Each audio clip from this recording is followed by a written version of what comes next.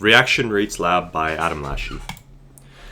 So I predicted that increasing the concentration of reactants, which is a factor of reaction rate, by increasing the mass of the Alka-Seltzer tablet would therefore increase the rate of reaction. Since the tablet dissolves into reactants and water, increasing the mass would increase the concentration. So an increased rate of reaction would lead to faster gas production, and an increased gas production rate would lead to more pressure generated within the film canister, leading to faster pop times. So increasing the concentration increases the CO2 gas production, faster pop.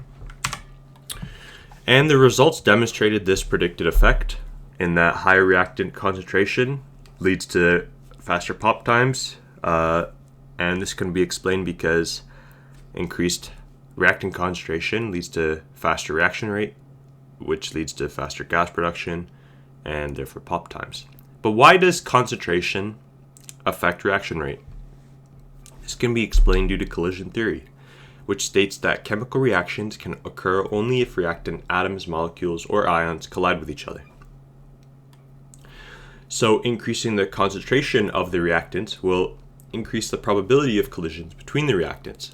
So increasing this number would increase the probability. And so increasing the probability of collisions between these reactants means more collisions per second are likely to occur. And more collisions per second means more chemical reactions per second are likely to occur. And more chemical reactions per second means faster reaction rates because there's faster product formation.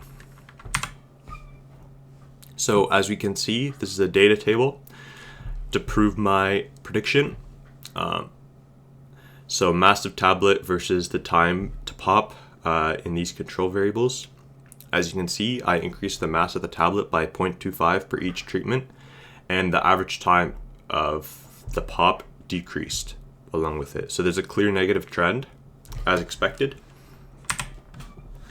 And so this graph shows the average time versus the mass, and it illustrates a clear negative trend.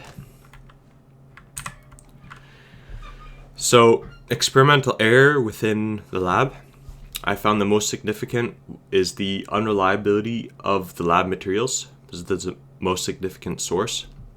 For example, the film canisters had leaks and cracks, and there was lid pressure variance between trials. And the biggest one was Alka-Seltzer tablets.